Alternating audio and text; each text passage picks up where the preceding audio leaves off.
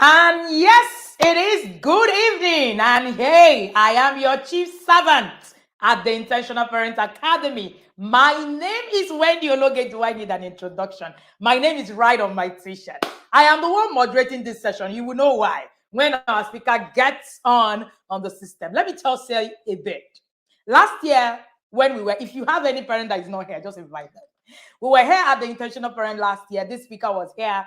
And this next speaker, after she spoke in 1 year, we're still talking about that session.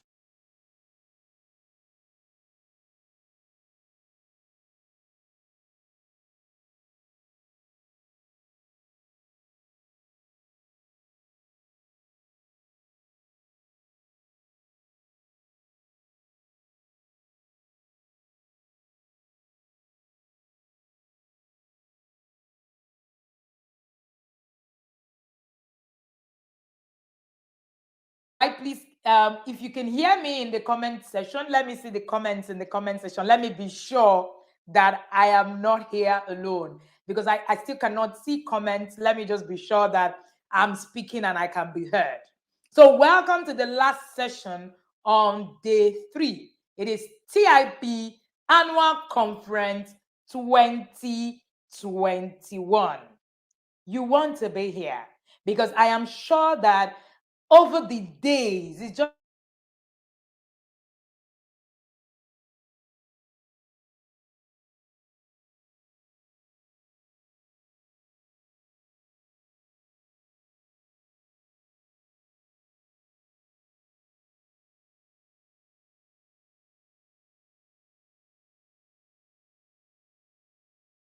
been days. Yes, parents can be heard. Please do let me know that I can be heard.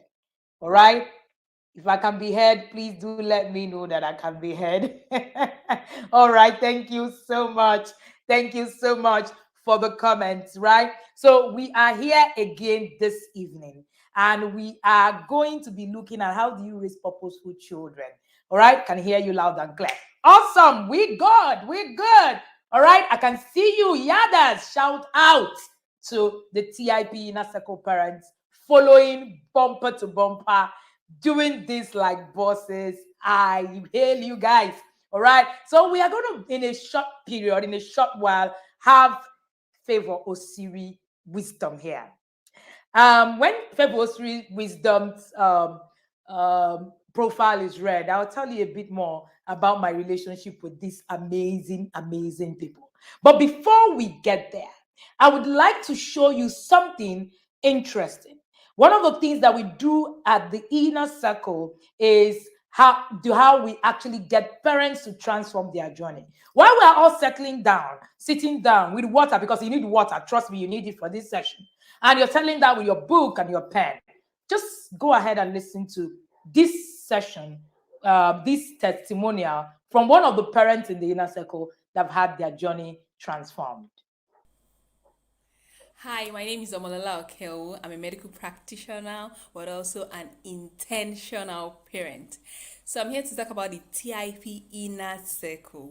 Wow, wow, wow. The TIP Inner Circle has transformed my parenting journey 360-degree around for good. You know, talking about the TIP Inner Circle, I can't really remember how I met Wendy Ologe. But what I remember is around 2019, 2020, I just had this burden on my heart, to do better on my parenting journey. I knew that I needed to put in more structures and all that, but I somehow didn't have the steps. So I remember praying and seeking God, with that burden. And one thing I want to say is that when you pray, what does prayer do? Prayer creates path and steps. So prayer is not vague. No. Prayer translates into steps that you can follow through. So somehow I came across the TIP Academy on Facebook, started following Wendy, got her resources, her books. And when she mentioned about the TIP Inner Circle, I knew, I didn't even think about it, that I needed to be there. So I just jumped in right away. And trust me, it's transformed my parenting journey. I've learned so many things. I will mention some of them. Number one is that parenting is about me. Parenting is not about my child. That was a huge wake-up call for me. Also, to stop parenting from a place of ego. Like we always say in the inner circle, you put on your humility gown. What do I mean by that? For example, you're outside, your child is throwing a tantrum. Somehow you want to look like a parent that is in control and discipline. So when you feel like you shout and all that, people would think that you're actually in control. That is actually wrong. Stop parenting from a place of ego. If something is happening to your child, you sit back and examine what is happening to my child. Because every challenge your child is going through, or anything your child has not mastered, is your project. And what does that mean? If it is your project, you sit back and how do you help your child navigate this process or overcome this? So you need to sit back, invest in yourself, invest in resources and tools, and help your child navigate. So all this will wake up call for me. I also learned that discipline is not about yelling or flogging or whatever. Discipline is structure.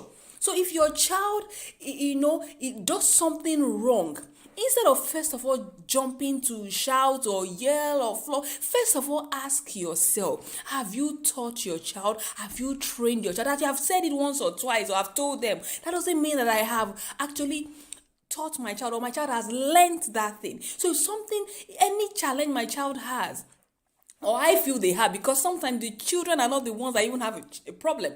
Is you as a parent that is actually having the problem, because sometimes the child is just being a child, or because the child has just not learned or mastered the process, or there is even no process or system in place.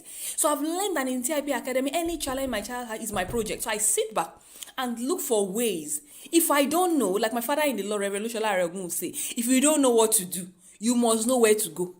Okay, so if you don't know what to do, TIP's inner circle is one of the places you can come and learn what to do. You understand? It's a place to be. So once I have any challenge, I will sit back and think through, invest in myself, invest in my process, and also parenting is my responsibility. My child mastering things is my responsibility. So I've learned to take responsibility for my parenting journey. I've also learned to individualize my child and not compare my child to another child. Because I realize as parents sometimes, this person's child is doing this. Why is my child not that way? No. Own your process, own your journey, take responsibility and invest in myself. Also to reflect on my childhood on so many levels. Because somehow I realized that, and I learned from the inner circle, that you sometimes parent your children the way you were parented, sometimes even unconsciously. For example, I'll give you an example. When Wendy talked about creating a social roadmap for your child, that was a huge wake-up call for me, because I ended up realizing that, wow, I was repeating the social structure that I had growing up. We didn't mix, holiday, you just stay at home, you don't go out, you don't do anything. And part of the reason, or maybe that your parents don't want you to mix with bad people, or the environment is bad, or da. But I now realized that somehow I was repeating that even as an adult, I can stay at home and not go out and not even feel anyhow. And I was beginning to repeat the same thing for my children. And that was a huge wake-up call, because the truth is that caging your children is not training. Giving them excessive exposure is not training either. So you need to take responsibility and create the structure of social. And I have learned the power of social skills. Trust me, social skills is even beyond just interacting with people or going to party. No, that's not social skill. Social skill is the foundation for so many things. Do you even know that social skill is a foundation for even developing speech, language, and communication? I've learned all this from the inner circle. So I had to sit back, even book a session when I create a social roadmap, and be determined not to raise my children the way I was raised. Also not to raise my children just from the place of experience. No, but to parent from a place, first of all, of knowledge. And how do you do that? You acquire knowledge. You invest in yourself. You invest in your process and create a system and a structure to help your children navigate. So I've learned so much from the TIP inner circle. And I want to appreciate Wendy. I want to appreciate her and her team for creating such a platform and such a community to help parents transform their parenting journey for good. And if you're thinking that you want a difference in your parenting journey, trust me, TIP Inner Circle is the place to be. But note, let me tell you, it's not a place of tips and acts. It's not a place where you want to come and dump your child or dump your problem. No, it's a place where you're ready to take responsibility, where you're ready to be accountable, where you're ready to do the work on yourself, first of all, before your child. But trust me, it's going to be worth every bit of it, both financial, emotional, because trust me, it's a boot camp. And Coach Wendy is the Sergeant Major. So, but it's a place where, trust me, your parenting journey will not be the same again. You will learn how to put structures, how to be responsible, how to take account, how to be accountable, how to take responsibility for your parenting journey, and how to help your children navigate different challenges. Because we have different challenges, but there is a system, there's a process. You know, am I where I want to be? No, but I'm definitely not where I used to be, because it's a journey, you know, and I'm very grateful for how far God has brought us and where He's taking us to. So thank you, Wendy, once again. Thank you to the TIP team. Thank you to the TIP Inner Circle parents, we the Yadas, you know. Thank you, everyone, because it's really a community where we support each other and we help each other to be the best that God will have us be for our parents. So thank you, everyone. And if you are thinking of joining, you know, reach out to Wendy, reach out to our team, and you'll be glad you did. Thank you. Shout out to the Yadas. Yes, and Omolola has called me Sergeant Major. Some of the Yadas have called me VC. Omolola has now added a name to me, Sergeant Major. I'm hearing that for the first time because I'm listening to this testimonial for the first time like you. It's interesting. But hey, we are going to, that's it about the inner circle. If you want to join us, trust me, these are real parents who are here. They are not, they're not things we brought from somewhere. They are here listening to this whole session. Now we're going to move. We're going to move to this session. And the next video you're going to see playing will be of Pastor Favor Osiri Wisdom. And just listen to it. Favor is a certified negotiation and conflict analysis expert with the United States Institute for Peace, USIP. She is the coordinator of the foremost marriage academy in the South-South region of Nigeria, the Wisdom-Driven Marriage Academy in the city of Port Harcourt, which equips both married and intending couples to acquire skills to build the marriage of their dreams. Favor is a co-presenter of a weekly show on radio called Family Matters on Nigeria Info Port Harcourt every Monday for the past 5 years. Favor is the author of a series titled Stay Prayed Up, a 31-day prayer card and audio devotional for children, husbands, and wives. Ladies and gentlemen, please make welcome to the 2021 Intentional Parents Conference, Favor Osiri Wisdom. You know, Favor Osiri and her husband made me understand the real interpretation of the world being a global village. I didn't get it. I tell you something that is very interesting about this family. We have a good, in fact, we talk like, oh, okay, discuss and all of that. And I've never met her in real life. Yet, me and Pastor will talk for long, gist and all of that. It's just been amazing. I want to thank you for being here, Pastor Mrs. Favor Osiri Wisdom. It is a privilege to have you in this place. And I do not in any way take it for granted. I'm going to leave the space for you so that you play like you play. And I'm going to be right in the background taking notes. Thank you. Be sincere about this particular session. Be very intentional about it. Just listen and hear. You know that we don't make noise in TIP. We bring you the best of the best. You have the floor, ma'am, and thank you for. Well, thank you so much. Thank you so much, Wendy. I hope. Can everybody see me and hear me? Yes, we can hear you, ma'am. I'd like to know. Can you all see me and hear me? Fantastic. Okay, good evening, everyone. And good evening, Wendy. Thank you for this amazing opportunity, to be a blessing. I have also gained a lot from the Intentional Parents Academy. We keep growing. We keep growing. We never come to a point where we say, we have learned it all. No, we keep growing. In fact, we will keep growing even until the day we see Jesus. So I want to thank everyone for this opportunity, the leadership of the TIP Academy. Thank you so much. God bless you all. I also want to appreciate all the amazing speakers my sister Eden, who spoke this evening. I was at an event and I was on my phone trying to, follow her session. Thank you so much for all the amazing speakers. And thank you to wonderful parents who are here learning, to make this world a better place. I also want to appreciate my husband, who is a parenting, he loves parenting like anything. But we thank God for what he's done.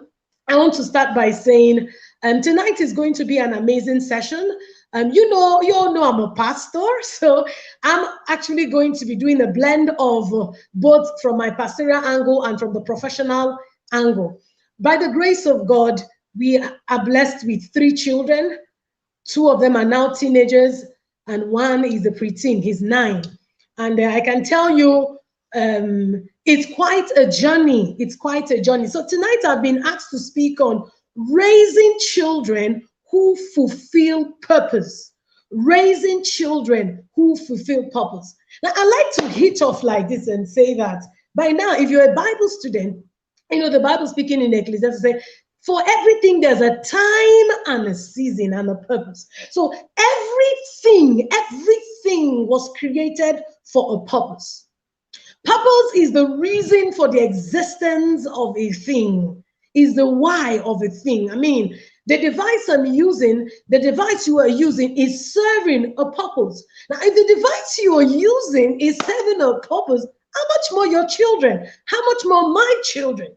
Now, the thing is not the purpose. The thing is raising them to fulfill it. Because whether we like it or yes, there is a purpose for every child. There's a purpose for everything. But will they step into purpose? My focus today is about the raising. Because it is once our kids are properly kicked into that path, the raising, they walk into purpose. By now, you should know that as a parent, you cannot form purpose for your child. You cannot give your child purpose because you are not the owner of life. God is the owner of life and has fashioned that child and given to us as caretakers. Our responsibility is to help the child find. And one of the ways we help our children find is to raise. When you raise somebody, the person can only go up. And so my focus is on raising. What does it mean to raise? To raise means to nurture, to groom, to culture, to train. Now, not just to train anyhow, to train with specific expectations in mind.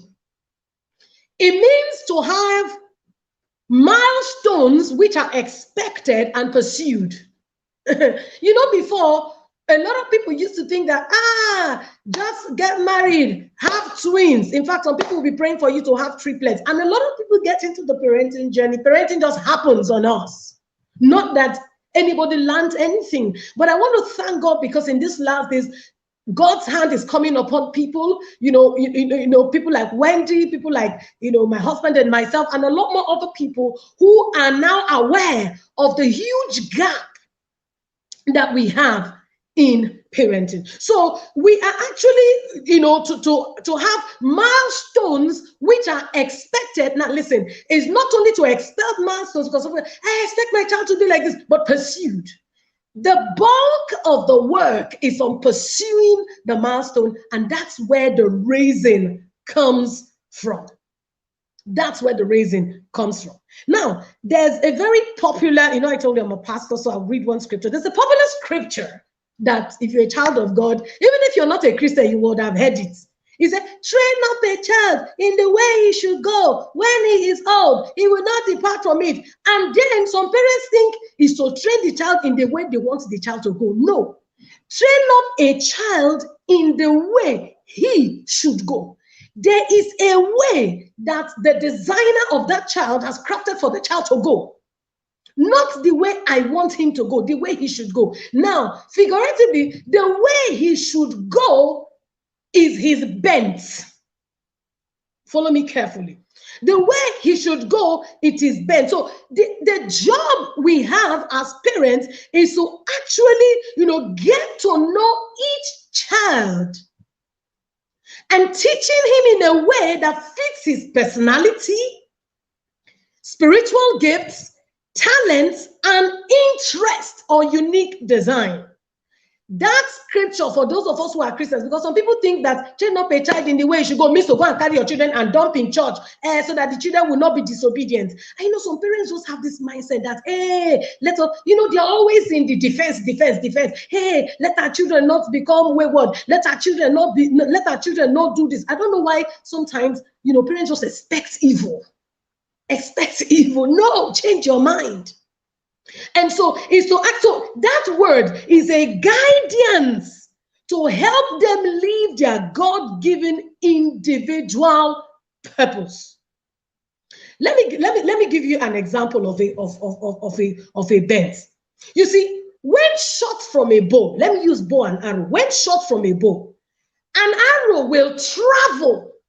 An arrow will travel in a particular direction depending on the bow's bent. When you pull arrow like this, it will travel in the direction. But listen, and it's because this is actually designed into the bow. But if you try to bend the bow differently than the way it is bent, what happens? You miss targets. And a lot of times, parents want to force their children. There are people that want to give their children purposes. Hey, there's no doctor in this house. You must be the doctor. Hey, there's no lawyer in this house that will be helping us fight our case. You must be the lawyer. And the child is not bent towards that way. The child is not that bent. The child is not bent that way. You understand? So our work is to shoot our children like arrows so that they can meet their targets.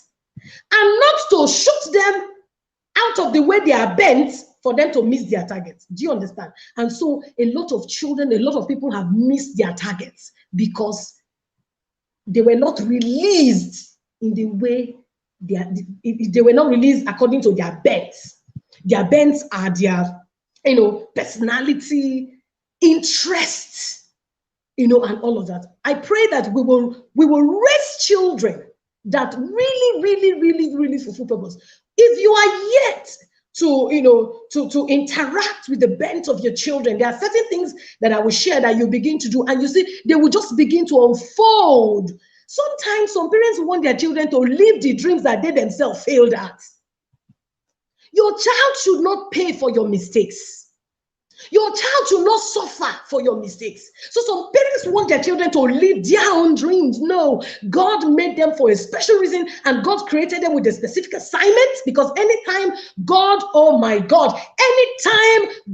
wants to solve a problem, a child is born. So every child on earth is a solution.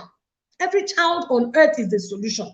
Children are not empty buckets waiting to be filled.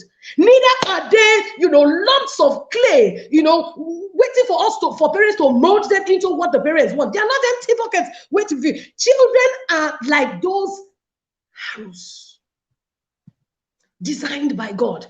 Our work is to recognize the bends. Recognize the bends. I want you to write for me in the comment section. I recognize the bent of my children. Yes, children should not pay for our mistakes. They should not. For example, growing up, I wanted to study law at all costs.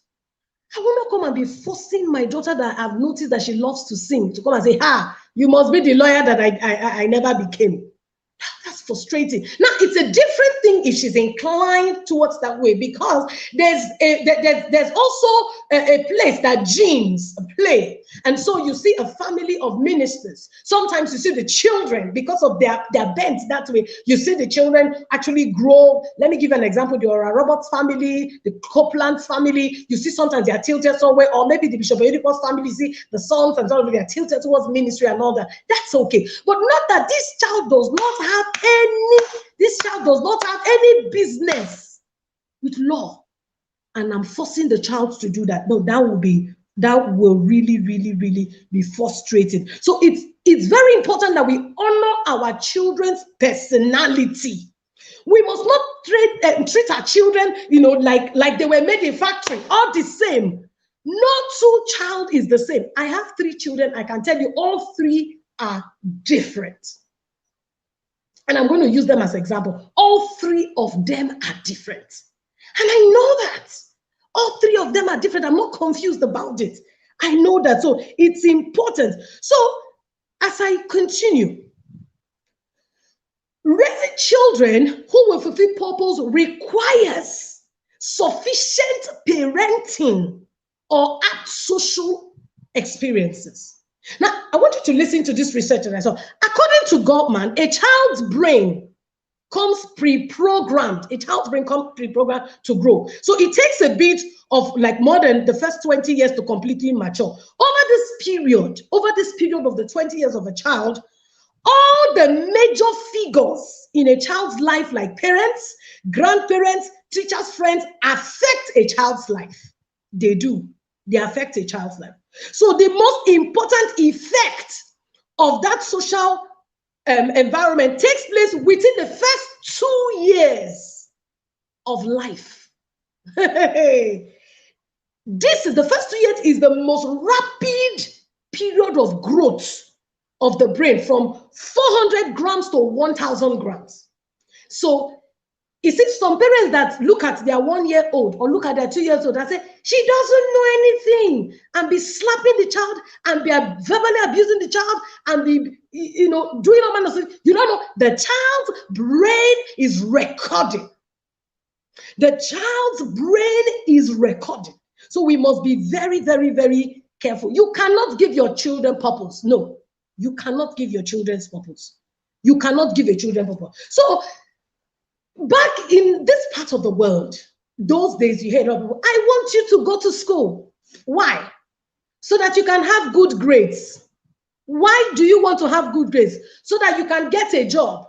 Why do you want to get a job? So that you will not starve or so that you will not be broke. Now, what is motivating the child? You see, what happens in the mind of the child is that the child is wired for defense. Wired to run away from something, not running towards something.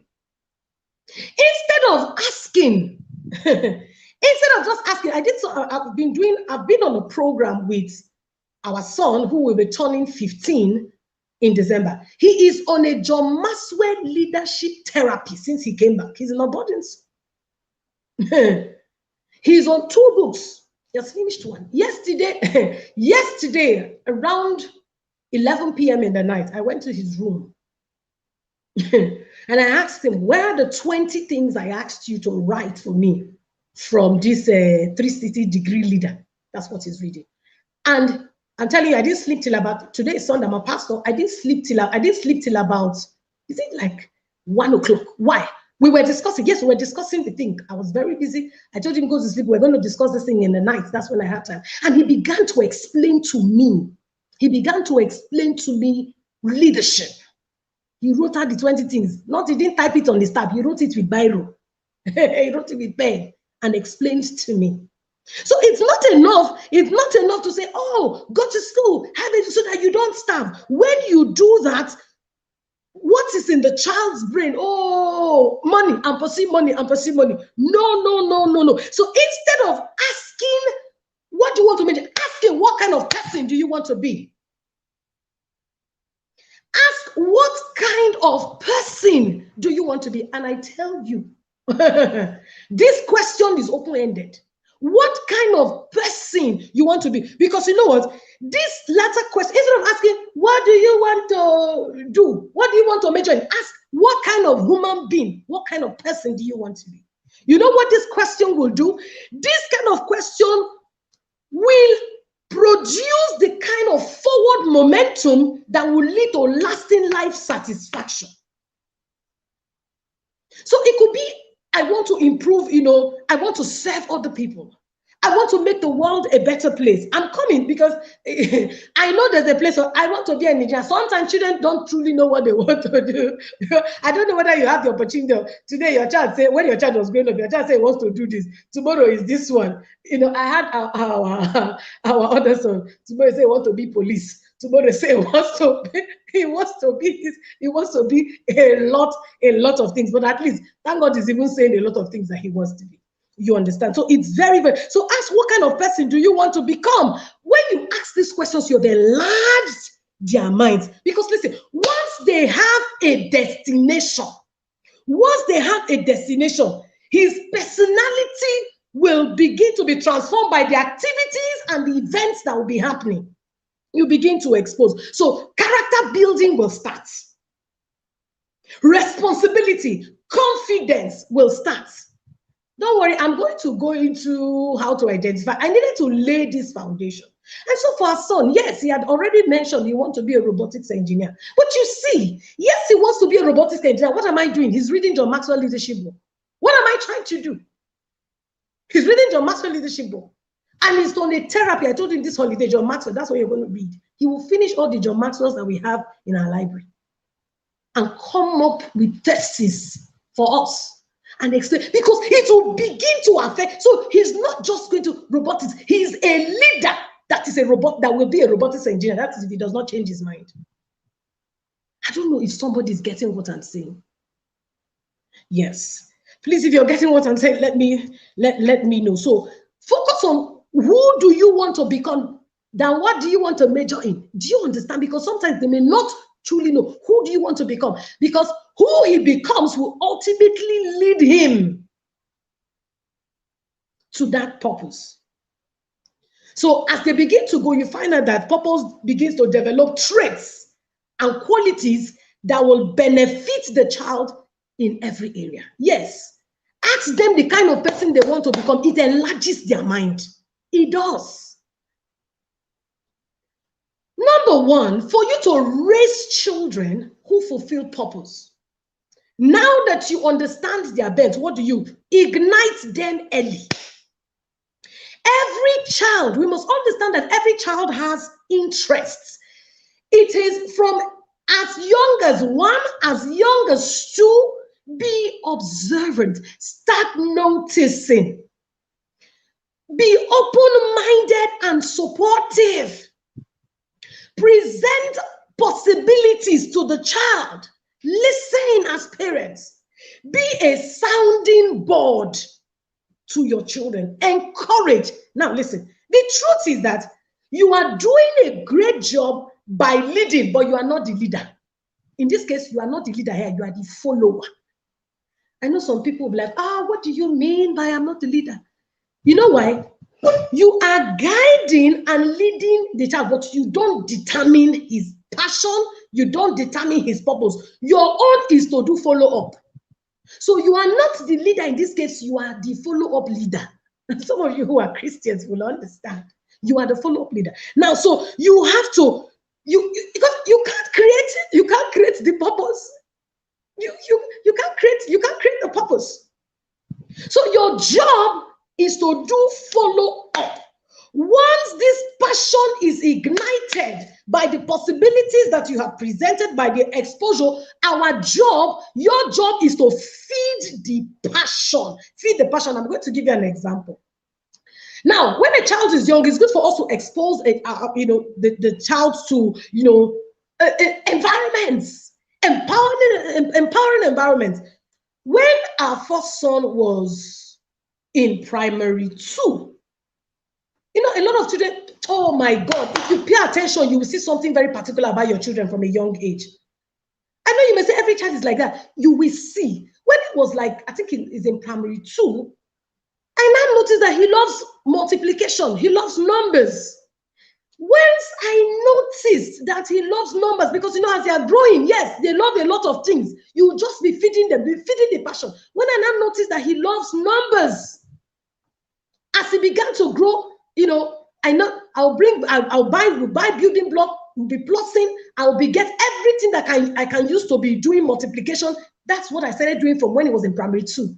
By the time he was in primary 3, going to primary 4, I had leveraged on YouTube to download maths, because I now noticed that this guy loves numbers, this guy loves mathematics, this guy loves this. And this is the one that is going to be turning 15. Do you understand? And I downloaded. That was the period that we took all the cartoon CDs in our house and broke it. My husband just came back one day and said, no, cartoon cannot raise his children. We broke it. Cut off DSTV. I can tell you we did very drastic things. Because listen, parenting is not for the faint-hearted. You need courage to parent.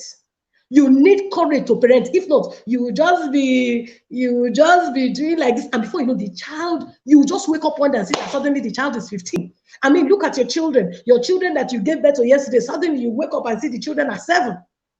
You don't know that one day, as they keep going, they are growing, they are picking up stuff, they are picking up things, the environment, because energy feeds on energy. They are drawing things from the experiences, all the fights happening in your house, they are picking it.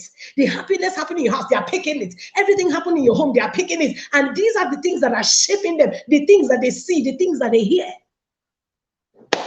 After we threw away all of those CDs, my dear, what did we do? YouTube. How to multiply this number, how to square this number, how to do this one, how to do this one. I was just downloading. Even some of those maths, I don't know it all, but Google, YouTube people have already solved it.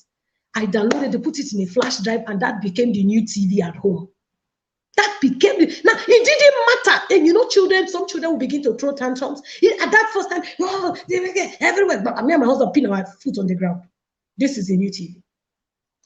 Of course, there was a timetable. Do they have playtime? Yes, they have playtime. They have playtime. So all this keeping our children before cartoon to be raising our children, and the cartoon will be moving, and that is how the child moves, and the child cannot sit in a place. Do you know that the more as he was watching, the more he was watching that thing, the more he was fanning to flame, the more he was being ignited. The more immediately I noticed that this is the one he liked, the more he was being ignited, the more by the time this child was going to primary 4, from primary 3. Now, what else did I do? Let me also remind you that at home, I use a class higher than his class. So if at school, because he's now doing work more than schoolwork, I had my own private school at home. One day his proprietors called me and said, "Pastor, what are you doing to this child?" In fact, at the time she told me they wanted to promote the child. That this child had surpassed this class. Why? It's work. It's work. It's work. I said, no, don't promote him. Allow him. Let him stay there. Let him be firing on. My dear, the more he was doing that, I bought a book. So, for example, if he's in primary 5, if he's in primary 4, in school, I'm using primary 5 book at home. That's what I invested in materials. I got those books. Did I also tell you I got a coach? I'll go to that later. And those were the things they were watching. By the time this child was in primary 5, which maths are you talking about that he cannot solve? Because he has learned how to square big numbers. He has learned how to do math. I'm just using maths. And so your child may be drawing, may be painting, it may be different things. I'm just using this one as an example. I told you I was going to use our children. I also use my daughter as an example. And that's how we began. Cut a long story short. He now started, God will now begin to present opportunities. I began to see opportunities for mass competition. I will pay for the form. I will tell him, I say, Covenant, you can do this. You said, Mom, can I do it? He will go for the exam. He was passing. Brethren of God, that's how this child, by primary 6, what this boy could do with maths, he got a full 6-year scholarship into a British school. He's in SS2 now. Listen, from JS1 to SS3, he's on scholarship. School fees is 3.2 million. We have not paid a dime since he started school. Why? We saw something quite early. And as we saw something quite early, we began to feed it. Now, because he has got it. So it's not just only about maths. I told you I just started feeding him with John Maxwell to hone his leadership skills.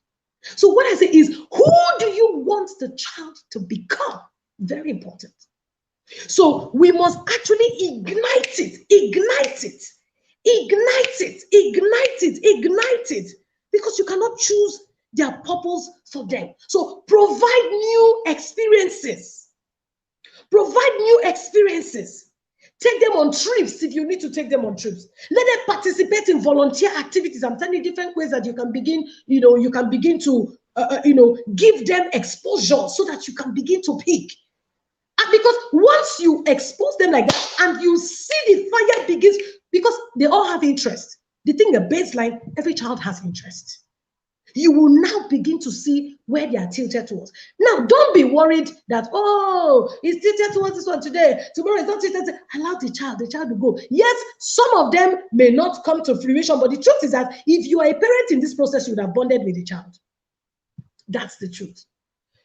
So let them be part of that. I watched, oh my God, it was a documentary. It was a documentary that we watched, myself and my husband, we watched. It was a documentary of Ronaldo. You know Ronaldo, the footballer. I want you to just look for anywhere for that documentary. Because of the environment that the child has been exposed to. I didn't know Ronaldo had a son who is actually, that's another upcoming machine that will replace the father. Why? Exposure, environment, empowering environment. If you see the kind of exercise regime that this child goes through, if you see the football this child is playing, he was not born having all those muscles. He was trained by his father.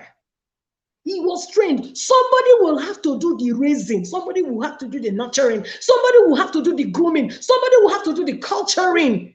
A child left to himself or herself will not amount to anything. We have to do the nurturing. Is it time consuming? Of course, yes. Because the truth is, your perspective will determine your investment. If you have the right perspective about your child, you'll be ready to invest. Now, because I've seen that our children will be world changers, I decided to invest. So your perspective of the child will determine your investment. If you are not really seeing that child as a world changer, as a president, you will invest nothing. You will treat it with the hands of lazy. So very, very important. So expose them. Let me even say something about our daughter. I just noticed that, hey, because I sing in the house. That's why whatever it is you do in your house is very powerful. I just noticed she just be singing and screaming. Once I just noticed that one, singing and screaming, I downloaded music on my tab. Me and her will just be singing and singing. Before you know it, this girl's vocal cords, before you know it, and I started downloading vocal lessons online. She started listening to vocal. Before her vocal cords started opening up. Before I knew that, I now noticed that she just loves to stand by the mirror and speak. My dear, I will give her storybooks. I will say, yeah, read these storybooks. Stand and do a presentation for me. Come and see diction. Before I knew it, this child taught herself with my tab, taught herself American accent, British accent. There's no, my daughter is so multi-gifted, and sometimes is this girl a comedian or what? She's so gifted. Now her interest began to be fanned to flames because of the environment. So your home too is an environment that can disempower or empower the child. You see that scholarship thing I told you about? Our daughter, because this is a ripple effect, saw how the brother was diligent, got scholarship. She got. She's on a 50% scholarship. Both of them are teenagers. The last one now, that is 9 years old, he has a vision. One of his vision, you see it in his affirmation, in his own affirmation statement is, I am a scholarship boy. You think that all of them had affirmation statement right from when they were like 4 or 5 years old. They continue to say it. They continue to say who they want to become. They continue to say it. Not just saying it, there's structures in place for them to become that thing. His own is that he wants to have 5 scholarships. He's in primary 4. As he's in primary 4, he uses primary 5 book at home. Why? You see those videos? I've gone back to the same thing that I did for the brother. So this is not guesswork. This thing works. He was not born with scholarship from he was not born with scholarship from the womb. He became it. He became it. So your home can empower or disempower your child. It can. So give them opportunities. Give them opportunities to explore life on their own. Study groups, camp groups, study, spending time, research. Very, very, very important. Now, there's something that I saw. Carlos Slim, between 2010 and 2013, he was the richest man in the world. He was the richest man in the world. Carlos Slim, you can Google him, Carlos Slim. He was the richest man in the world. But there was something I found out. He said Carlos Slim's father taught him to write down the way he spent his pocket money while he was still a child. His father taught him to be writing every day how he spent his money while he was a child. Now, that in addition to other regulatory training helped him to become the richest man in the world at some point. That's between 2010 and 2010. Now, Carlos Slim is a Mexican, business magnate, investor, and philanthropist. He was ranked the richest person in the world by Forbes magazine, business magazine. Why? He points back family. He points back to the family. Say his father taught him to write. Or this one that they will dash your children money. They will go and buy biscuit. Dash your children money. You, the mother, you collect it, and the child will know that you are spending the money.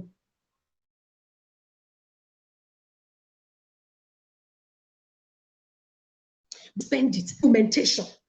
Documentation. Expenses. The child from a young age knows you don't just throw money in here. The child from a young age understands accountability.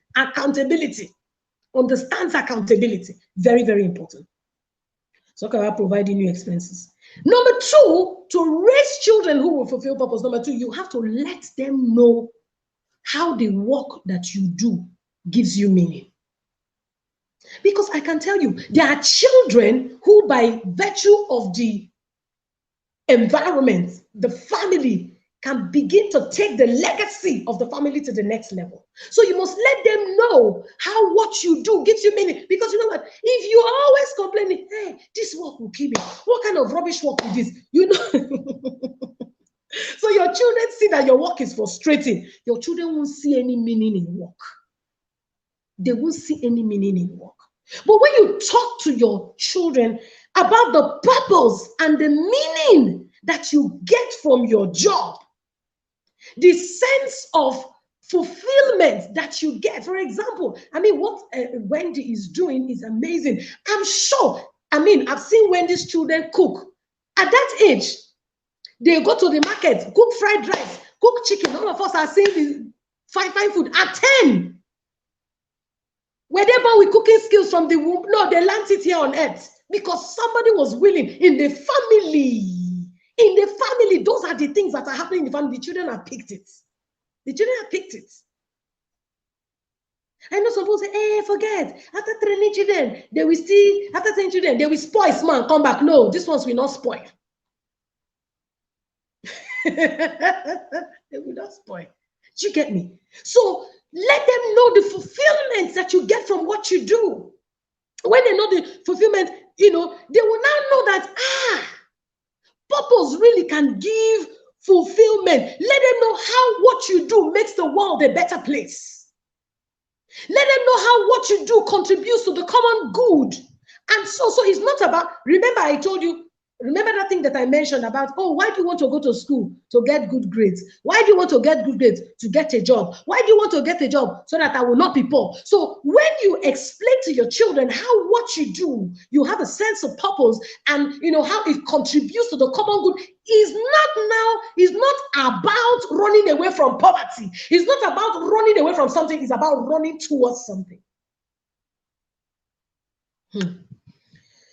Ooh. Is about running towards something. Let them know how what you do contributes to society. And so, when I'm going to speak anywhere, my daughter will say, Mom, can I go with you when she's around? The last one, because the first two are actually in boarding school, the last one who is around, everywhere my husband is going to speak, he follows. You say, Dad, I want to be your PA. Then when they come back, and the events he follows my husband to, sometimes they are mostly events. Past my husband is speaking to men or maybe family if I'm not around. When he comes back, do you know what he will tell me? 9 years old, he said, Mom, Daddy was on fire. See the way he was speaking. Oh my God. The thing was just entering me. He's a 9-year-old speaking. Do you know that all of that is making an imprint on the child? Awakening interest, awakening passion. And so the last one, he will tell you he wants to be a robotics engineer like his elder brother and also a pastor. And you know what?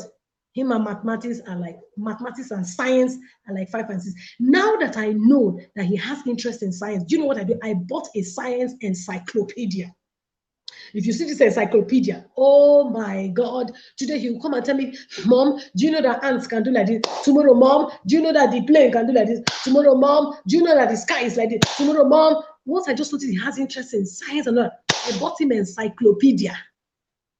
Let him be encyclopediaing it there and be seeing things. His mind is opening up. Very, very important. Next is that you want to introduce them to mentors. See, school alone will not be able to teach your children and niche them down to that particular, giftings that they have. But a mentor who has walked that path will be able to show them and help them harness their gifts. Help them harness their gifts. I'm telling you, mentors are very, very important. When our daughter, and I noticed she likes speaking and all of that, there's a particular child in the US who, at a very young age, I followed the documentary on the child, Mali Dias. I think it's Mali Dias. She wrote a book on 1,000 black girls? There's a book on 1,000 black girls or something. And so when I'm watching, I'm listening to I said watching, even Zuriel Oduwa. There's another Nigerian American who is called Zuriel Oduwa. And when these girls were doing something, and I know because my daughter loves to, she'll just stand and speak it, my dear. I will give her books to read, let her come and write. So she'll write 20 things she learned from the book and she'll stand and speak. And I noticed, what did I do? My daughter had lots of Zuriel Oduwole's videos that she watches, even Mali Dias. She watches them. She's inspired by what those girls are doing. Am I saying that tomorrow, that she will be going from South Africa, interviewing parents? I do not know. I'm not God. But the truth is that passion that I have found, I am feeding it. I am feeding it. I won't let it go. I'm feeding it. Every passion I see, I feed it. I feed it. I feed it. And as children begin to evolve, let me give you an example. I told you she sings. So her school was invited for a competition, and it was a singing competition. And she decided that she wanted. They were invited for different things, so she chose singing. She went for that singing thing. She sang. What's that song again? A lot of girls know the song. Is let it go, let it go. My dear, she sang. She won the competition in Rivers State. She won it. But you see, we have been doing vocal lessons. I'm not saying she will be a singer tomorrow, but I'm telling you, as I find it, I feed it. I find it, I feed it. Introduce them to mentors. Introduce them to mentors. You, as a parent, can also mentor them. Mentor them correctly. Thank God, the TIP Academy, we have a lot of stuff to help us, parent our children purposefully. So this is not, I'm not doing guesswork with the children. I'm not doing guesswork because now I've been able to understand their learning side. I understand each child is unique. And so our daughter who is more inclined in the art area, she's doing this. I'll not come and be forcing her to come and be doing robotics and be doing this and say, no, everybody in this house must be robotics. No, she's not bent that way. Now that I've seen the bents, I'm feeding it. I've even gotten mentors. And I can tell you this is a lot of work. It's a lot of work. But the reward is awesome. Now, I gave you an example of the scholarship thing. I'm a pastor.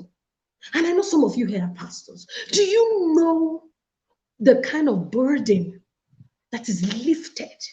That I know that for 6 years, I'm not going to pay school fees. It's a joy. And he also is excited that his hard work has paid off.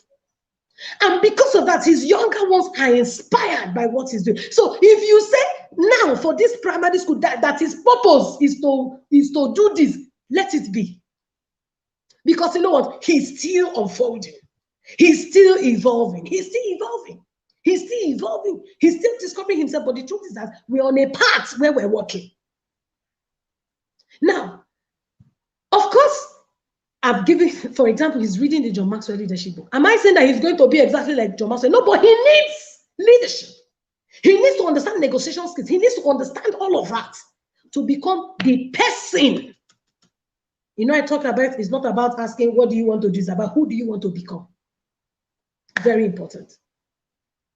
Somebody say, I'm failing in this feeding of their passion. God help me. God will help you. Don't worry. It's to feed the passion. Like I said, it's a lot of work, but we have to do it. Because these children are not going to live with us forever. Now, for some of you whose children will be going to secondary school in September, it's just like yesterday you gave birth to these children. And before you know it, 6 years has come and gone, 9 years has come and gone, 10 years plus, they're off to secondary school. And you know that once they go to secondary school, the influence over their life is multiplied. I mean, when they're in primary school, it's more like you are more like the most dominant influence that you have. They go home, they come home. For some of them who go to boarding school, they are not exposed to other influences. Even if they go to school from home, and you have not built a very solid structure, a very solid culture in them. You build a very solid culture in them, that the culture in them, the culture at home swallows up the culture outside. If not, if you have not laid that very solid foundation, you now have to do extra work by the time they get into their teenage years. One of the reasons why it's easier for me now, I mean, you give them book, they can read. I know how parents have struggled to tell me, Pastor Fulfil, how do you get your children to read? How do you get your children to read? This child cannot sit down in a place to read. This child cannot do this. This child cannot do this. I'm like, it is training. It is retraining me to have carry book. There was one time, I remember one time, everybody on the dining were reading book. Everybody. And you will sit. No, it's training. You will sit. We read, then we will not discuss. We will not discuss what we read. We will watch a movie. We will discuss what we learned from the movie. That's how it is. That's how you begin to get the child's mind open up. So it's not like I'm a pastor. Hey, I'm a pastor, I don't have time. No, these children, they are my first congregation. They are the first parish. They are the first church. Like I said, when you are much younger, you find out that you are the most dominant. That's the time. Like I said, from 2 years, that's the time to feed it, expose them. You know, there was one time Wendy taught something about teaching your children life skills. Now, can you imagine 10 years old? And I've seen some people say, hey, it's a lie. Did they really cook the food? Let us see the children cooking in the kitchen. I don't think Wendy, she's bigger than lying. She's bigger than that. I can tell you a 10-year-old, an 11-year-old can cook solid food. It is training. It is exposure. It is feeding it. It's exposure. It's exposure. When I started baking at home, when I started baking, I would bake. My daughter would just come. There was one time we wanted to make akara. The next thing she now said, Mom, we can make vegetable akara. I said, which one is veggie akara again? She said, no, we'll put onions, carrots, everything inside the akara. My dear, I allowed her. I didn't come to say, hey, you cannot do this. What kind of akara is this? Who has said this akara? Blah, blah, blah, blah. Why you want to spoil like this? You want to finish my oil? My dear, I allowed her. We blended the beans. I said, okay, let me see what you. She makes it. Say, Mom, when you put, she said, Mom, let's carry green pepper and all of this, mix it in the beans and let's fry it. My dear, when we fried the akara with the onions, with the green pepper, with the carrot inside, the akara was good. She now called it veggie kara. She called it veg kara. She called it veg kara. And I tell them, I'm like, this is good, oh. Allowing her experiment that has opened something. It has opened something. It has opened something. Don't shut it down. Feed it, feed it, feed it, feed it. As you say, feed it, feed it. So life skills, life skills, life skills. Some will say children will wake up, they will not dress their bed. Why? From a young age, you dress the bed. You wash your toilets. You scrub the floor. I was boys are lazy. Boys are lazy. No, they have to be taught. Now, the truth is that if you didn't start quite early, you can start today. So I don't want you to feel bad. I am not here talking to you like I've not had my own share of challenges with the children. You understand? So the aim is not even to aim for perfection. It's to be excellent. It's to be excellent at what you do. So you can start. You can start. So for example, I'm going out, our first son, because he's on holiday. He's been on holiday for the past 3 weeks. I'm going out and I said, please ensure you mop my room, mop the toilets, please mop from upstairs to downstairs, please. I want everywhere to be sparkling clean. And I come back everywhere sparkling clean. There's a schedule. They have timetable. Schedule. Even see, once you are programmed, once you have at this young age, the thing is starting early. It's quite easier. Now they know they must bathe and brush mouth every night. I had to put it on the timetable. Have you brushed? Have you? Yes, it's that serious. Parenting is a serious job. Because you don't want a child that will grow up. He gets married, doesn't like bathing in the night. Why? From when he was a child, he does not bathe now, and parents will not even worry him. I will inspect the bathing. And this is actually not being, oh, you're doing too much, you're doing. No! That's when the child is being formed. That's when the child. Now that he's 15, will I go and be? No, it's a habit. Though even sometimes when they still forget as teenagers, have you bathed? You say, there was one time he was always sleeping. I said, have you bathed? Cough. He said, Mom, I'm tired. I said, no, big boys bathe, big boys bathe, big boys bathe, big boys bathe. He said, Mom, I'm like, big boys bathe. He got up, went to bathe. Very important. So introduce mentors. The last thing I'm going to say is build an entrepreneurship mindset. Now, when I talk about an entrepreneurship mindset, I'm not talking about going to start a business. No, I'm talking about the habits like leadership, habits like negotiation skills, habits like responsibility. Begin to give the child project, task, challenge to conquer. That building an entrepreneurship mindset. So it's not just to let the child go and start business. No, you're building, because listen, an entrepreneur is a leader. An entrepreneur is a leader. And I can tell you, children can begin at a young age, begin to have that entrepreneurial mindset. Make them accountable. Make them accountable. You give them responsibilities to do what did you do? Okay, I gave you to read this. Have you read this? Okay, come and explain to me how this happened. That's it. They will stand, they will present it. You are building something.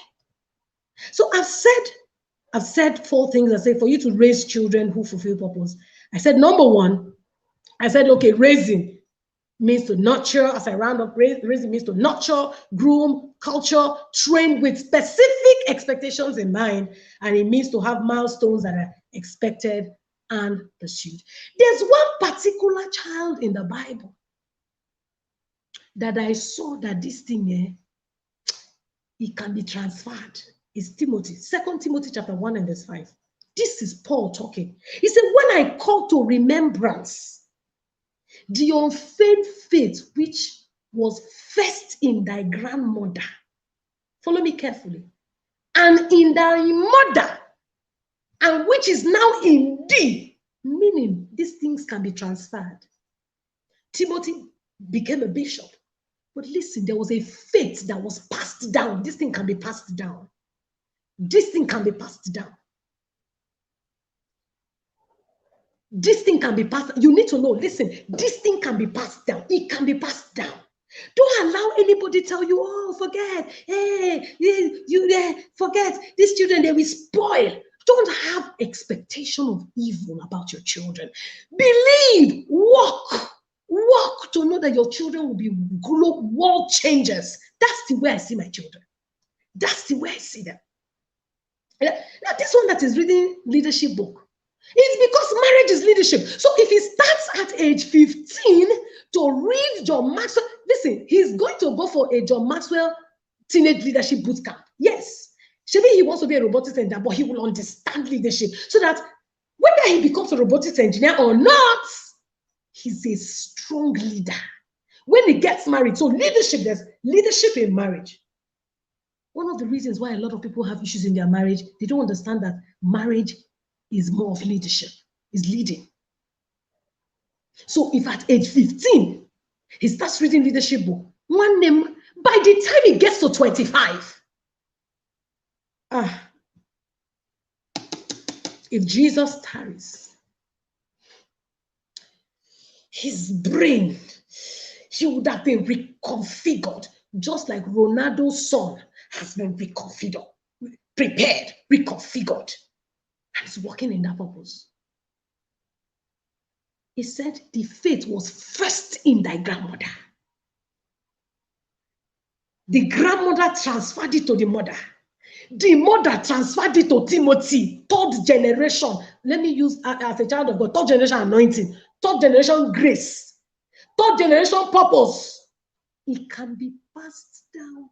Paul said, when I call to remembrance your vain faith, which was first in thy grandmother, in thy mother, and now in you, it can be passed down.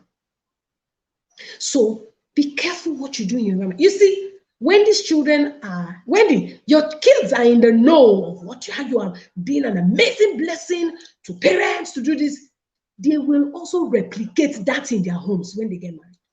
You see our children, hey, marriage, we're talking about family, our church family, love. That's what they replicate. Because my husband and myself hug all the time. Our children are huggists. And this one is the hug. You see my son who hug me, the father gives me a kiss on my forehead every morning. You see my son, he will just come and hug me. The next is giving me a kiss on my cheek. Where did he learn it? Did he born with kiss in his mouth? Was he born with kiss? Things he has picked from the environment. Be careful what you expose your children to. It will shape their purpose. It will form their purpose. It will begin to arouse certain interests. It will. It will begin to arouse certain interests. I hope I've been able to help you. So from today, it's not late. It's not late. It's not late. Our daughter will soon be back. By the time she comes back, curriculum is waiting for her. We have to be intentional. We have to be intentional. The last one, like I told you, he's what science. He would look at me. He just come, Mom, this bird, this chicken, see, this is the. I bought it. So they had a book fair. They had a book fair in his school. They had a book fair in their school. I went for the book fair.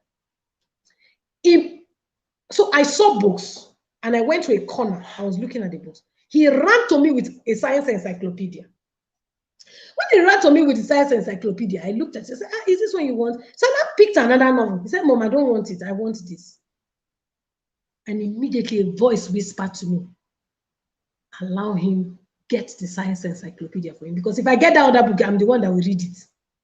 I now saw that his interest was in science. I bought, do you know that there are lots of things this child tells me now? I don't know. I've never heard of it before. It's in that science encyclopedia. If you see the way he carries the encyclopedia, sometimes I go to the bed, the encyclopedia is by the side of the bed. Meanwhile, this reading thing that they can easily just sit down and ask. As I'm here now, I'm in my room doing this. They're reading a book on their timetable.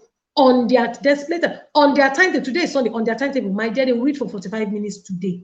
Today, they're supposed to read for 45 minutes. They're on holiday. The school in River State is on midterm break. So he's been on midterm break since Friday. Tomorrow he will not go to school. He's reading a storybook of which he already knows 20 things that I learned from the book. You will present it. As you're presenting it, I'm also using that opportunity to teach you public speaking skills. I'm also using that opportunity to teach him presentation skills. And these are the things that some of these classes I paid for. I had to learn it. And as I'm learning it, I'm passing it down to them. It's helping them become more of themselves. So anywhere they go, any platform they stand, they are not intimidated by the crowd because they've been used to standing before me. So I will use my phone. I have recordings of them. I'm writing a book. I have this event that I do for mom and daughter. I do this event yearly. I started it in 2019. And it was out of the experience of the bonding, the struggles and the bonding experience that I have built with my daughter that I began, the Holy Spirit gave me inspiration to organize. It's a bonding event for mothers and their daughters. And I'm coming to Abuja this year. Now, so that event, that event, I'm writing a book called Dear Mom, Dear Daughter. It's a book, Dear Mom, Dear Daughter. It's my story and my daughter's story. Now listen, the truth is, the reading thing, I'm talking about the reading thing actually came from us sitting down to say, this is what we want to achieve in this family. That's why you must start with having a family vision and values. Very important. Everybody knows what is going on in this family. Everybody knows what is going on. See, these things cannot just happen. Now, I cannot say because I'm a pastor that suddenly my children will turn out well. No! I have to do the job, acquire the skills, understand these children are different, understand that their learning styles are different. And so I said in the book I'm writing, Dear Mother, Dear Daughter, that I have recordings. In fact, as I was writing the book, I began to shed tears. I was writing yesterday morning for 3 hours. As I was writing the book, I began to shed tears. You know why I was shedding tears? I just went to my phone. I saw recordings of our child when he was 3 years old. This last one that is 9. When he was 3 years old, he was doing a presentation. I recorded it with my phone. Some of those videos I never posted them. I saw it in my phone. I saw our daughter. She's 13 now. I saw her when she was 7 years old, when she was 8 years old. Why she was saying, my name is this. I'm like, wow. She's now 13 and I'm not shocked. But those days I'll tell them, okay, after reading the storybook, just stand and do presentation. By just standing to do presentations, they've mastered presentation skills. There's no platform they will stand that they will be intimidated. Yes, they might shake, as children, but you see, they will be able to deliver what they want to deliver. They've been doing it at home. They've been using my phone. My camera is I've been the one. So when we watch it, I finish recording them, I will show them. I'll say, this is how to do it. Oh, this is how to do it. Oh, you didn't stand like this. Oh, you didn't paste like this. You should, when you want to say it, you paste like this. This is how training is. Thank you so much. Thank you so much, Wendy. I think I need to stop here because I could go on and on and on and on and on. I need to stop here. I am hoping that you will bring new tables for all the tables you have broken as you're packing the tables away. I hope you have iron tables for parents because I don't want to be the one not sleeping. You guys should go and meet Pastor Favor. Thank you so much, Wendy. Thank you so much, Pastor Favor Osiri. This is, I told you that this session, I warned you from the beginning that you're not going to survive this session in the next 1 year. We did 1 year last year. We're still, trying to recover. Trust me. Do you now, one of the things that we say when we get to the parents in the inner circle is that the first thing I tell you to do is to say, I have time to parent my children. You see that cliche of, I don't have time. We even say it in a way that, it looks cool. I really don't have time for all those things. I'm a very busy woman. We say it to actually feel, it's cool for us to say. The first thing I tell you to say, you don't come to me in the academy and tell me, I really don't have time. I work in so and so place. Are you kidding me? Are you still going to say that you don't have time after this session? People create time for what is important. People create time for what is important. That is it. That is it. And it's as simple as that. Oh, somebody say, I will not have time more. Aha! You need to have time. It's a mantra in the inner circle. When you come in, I remember when we're, getting parents to actually build their family value, their family, that's the first thing you build when you come to the academy. Yes. Your family value system, your family vision, your mission, the tagline. And I remember hounding parents to make sure that they submit their, the family value system and all of that. And, they were like, I really have not had time to review it. I'm like, don't come and do I don't have time with me. It doesn't work. It's either you do this or you ship out. Unfortunately, what we don't even understand is that we don't understand that there's a lot that we need to do. I remember posting on social media recently, and I was saying that the things that your children need to learn to survive on earth is not on the screen.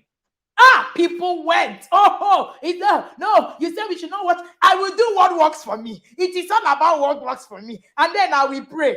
It's all right. We are here. Pastor Favor Osiri, as you were blasting, I was like, I love you, and you know this. Thank you so much for delivering like a star as always. And you know that my family and I love you so much. Thank you so much for doing this for the Intentional Parent Academy. Oh, people are now writing, I have time to parent my children. I have time. Oh, yes, it is a mantra. You need to make a choice. Intentionality. Parenting is not for the faint-hearted.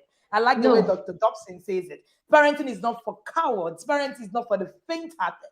You need to put up, you need to put up your gears, right? You need to put up your gears. It's our mantra. It's our slogan. I have time to parent my children. And, while I was teaching on a Tuesday, please put up your questions. Put up your questions so that we can take them one after the other. And while we were, I was doing a session with the parents in the inner circle, and I said to them that there are people who are raising outliners, and you are busy raising slaves for the outliners. That's what we do not understand, because some of the children we're raising the way we're raising them are going to end up becoming slaves for the outliners that have been raised. So the choice is yours, really. The choice is yours, really. Nobody, sometimes when we say some of these things, people come and say, oh, what do you mean? All these things they're saying, oh, they're not true and all of that. You can raise outliners. It's a choice. It's a choice. Is a choice. Intentional parenting is a choice. Somebody has a question, man. And, somebody said Wendy's laughing at us. I'm actually laughing. I'm laughing because, somebody who has, fire has come to you. So Pastor Favor, I was having a conversation with our foster daughter. Our foster daughter is married and, lives, somewhere with the husband. And, she was having a conversation with me, and she said to me, she was telling me everything that she has done and how she has been able to navigate, her life in the past 6 months. And I said to her, there is no error in parenting. It is seed time and harvest time. You cannot sow corn and reap yam. It will never happen. And when she was done, I said to myself, you see these seeds, they germinate. Forget. They germinate at the time when it's time. And so when parents say things like, oh no, all these things they're saying, I will just do. There are principles for raising people. It's not about what works for you. There are principles for raising outliners. So if you do what works for you, that's what it's going to become. It will be what works for you, and it doesn't work for the world. The world is not demanding, people who are mediocres. The world is demanding excellence. That's what the world is demanding. And if you're not ready to give it, then forget it.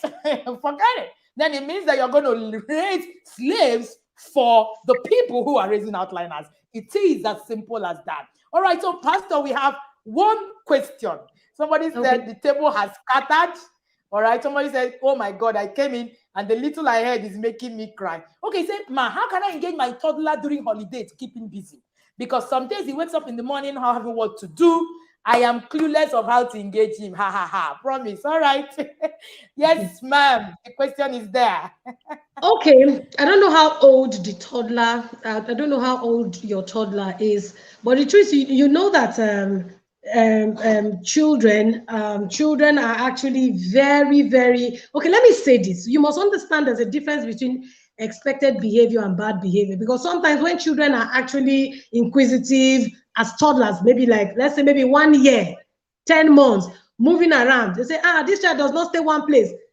There's a time in your life you just have to make sure you're trying to safeguard the child from hitting themselves, injuring themselves, and all of that. Do you understand? You can get to a time, in fact, let me tell you something. There's a particular mom that I know, right from when the child was born, this mom began to train the child. The children have sleeping routine. I'm telling you the truth, eating routine. Yes. And the children have turned like that. Structure. Structure. I'm telling you this. So if maybe the child has already been used to cartoon for 3 years and suddenly go cartoon, it's going to be fight because you don't have other activities to replace. The child has just been used to glued to TV, That's it. and I'm telling you, fighting with remote control. It's going to be challenging, but it's not impossible. So you have to start with other activities, play activities. There are play activities that while the child is playing, the child is learning. You know, I said something about the building blocks. There are building blocks now that children can use to build all manner of things. Oh, yes. Exactly. There are building blocks they can use to construct a lot of things. And sometimes some of the building blocks are like puzzles. By the time the child is fighting with a puzzle, working with a puzzle, the child is able to fix the puzzle. Ooh, the child is excited. You're also teaching the child that, because I think one of the major things parents is just put their children before television. Let this child leave me alone. Just be watching cartoon. And you go. And by the time you want to withdraw the child from the cartoon is a problem. So there are a lot of... It's a problem. There are a lot of... Do you know that as I'm talking to you now, our television has not come on in the house for like... Nah, it's going to 7 months. So I'm telling you the truth. Who will watch it? There's no time. Who will watch it? And somebody say, hey, yeah, it's not as if they are writing, because they were writing exam. My husband cut off GSTV. Nobody's watching no GSTV, including because that's small one. No, please book work now, for now. We have other leisure. We have movies as a family that we watch on Fridays. Because by the time the first two go to boarding house, it's just a small one that is left. So we have things that we do together. But just to go and put cartoon not 24 hours for somebody to watch and money is burning. Remember? So what I'm trying to say is there are activities that your toddler can get. But the truth is that you need to present so that his interest can be built. It is not something that will happen if you build building block. You might even throw the building block away immediately, because the child needs to understand that there's a displacement and a replacement. So those are the things that I think you now begin to engage the child. And then if you see that a child is very inquisitive, don't say the child is restless. This child can disturb. Don't label the child. Find something and give the child. Like our children, when they were small, tell them to be arranging shoes. Arrange shoes, arrange. That's small. Arrange, you arrange all the shoes. I say, be arranged. I'll pack out shoes. She is work. You want to walk? I'll pack out shoes. Be arranging the shoes. Why? I didn't want him to watch cartoon. Now, I'm not saying, hey, cartoon is bad. I'm talking about those parents that will just carry their children and dash to the screen. And they will just leave the child there. No, the child will watch and watch and watch. It's not okay. It's not okay. So they're activity-based for toddlers that can engage them. And as they engage in that activity, they are also learning. They are playing, but they are learning. So they can also learn while playing. Okay. I don't know whether I've answered your question. Those days I had lots of Wendy, are you here? Those days I had lots of activity. Those when they were much of, I had lots of activities, lots of paper, coloring. If you see me coloring, they will color. Sometimes I used to print it out. They will draw the line. Those are the things I was just using to at a particular age to engage them. They will draw, they will paint it. Those were the things. Those were the activities. I don't know. Thank you so much. Yes, can you hear me, Pastor Favor? Yeah, I can hear you. Okay, great. I think I went off for a while. While you were speaking, you made lots and lots of comments on activities and all of that. I also think that one of the biggest challenges we have is that a lot of parents do not even have what to give to these children. That is actually one of the biggest challenge, and for me, that's where it starts. Forget your child. You do not have what it takes. One of the reasons why I've found that parents are constantly hitting their children is because they are not disciplined enough themselves. Then you are expecting your child with the standards. Yes, that you cannot even give yourself. Because discipline itself is structure. So you haven't even structured your own life. How do you want to teach a child to be led? How do you want to teach a child to lead himself? That's what discipline is. That's what discipline is. So, it's there's a lot of interest. And somebody said, how about educational cartoon? What is your definition of educational cartoons that enlighten kids? Fine, I understand that, but you see, there's still something about too much of screen for a child. Yes. I know what I'm talking about. There's something about too much. I understand educational cartoon scene. What about auditory? What about voicing? Do you understand what I'm saying? Yes. What about the one that they hear? Like, I also use audios. In fact, that's one of the reasons why our children love podcasts. As teenagers, they are listening to podcasts. Yes. So those who wanting to go and be watching, they can listen to, they're not seeing the person, but they're hearing. They're just hearing. They're just hearing. They're just hearing. So why I'm saying this, let it not be because you don't want to be directly involved. You're trying to push him to the screen again. But sometimes that may be a subtle, it's educational, but aqua cartoon. Educational. What we don't understand is talking about you being involved. Like I said, a child can learn while playing. They can learn. They are playing, but they are learning. Oh yes. So as much as you can to reduce screen. Yes. Especially when they are toddlers, when they are growing. Because they are actually picking habits. Once a habit is formed, to break it is so. Try as much as you can. Be a human being in the house. Interact with a human being.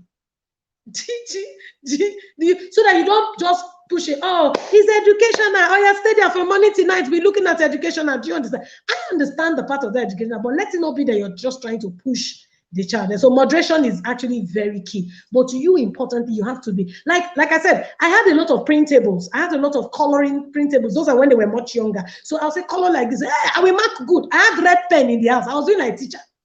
I had marker. I had markers. Shabi's paper. I will do like this. I will mark it. They will be happy. When it is played, they will color. When they were watching, they will color.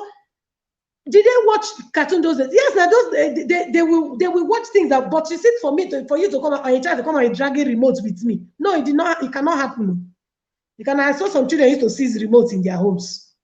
You understand? Okay. Okay. I think I'm done, Wendy. I'm seeing another question. Hello, Wendy.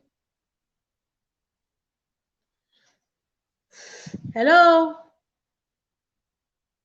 I lost you at a point. Hello.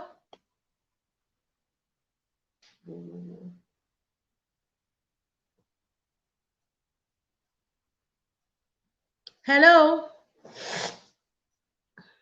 Oh, I think I've lost her.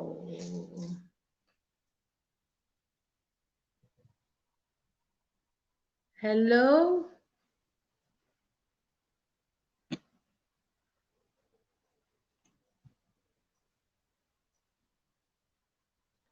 Oof. Hello, I think I've lost Wendy. How do I engage a 7-year-old daughter who is very active but finds it difficult to stay put on a given task for a period of time? The child is very active. Let the child be active on the given task. Channel the energy. Channel the energy. You have to teach. You have to mentor. Ooh, I can't see anybody. Okay.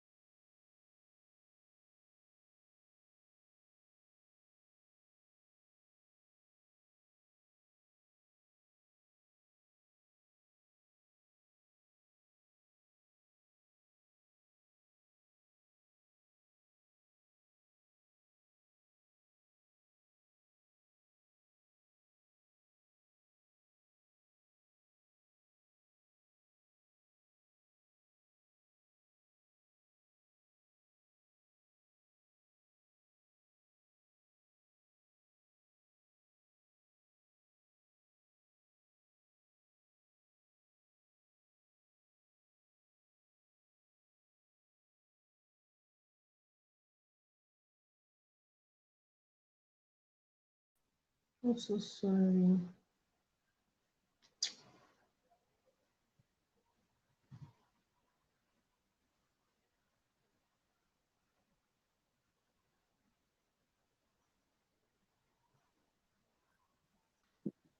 All righty. I think we got cut off and we are very sorry Yes. since we do not have control over the network in this part of the world.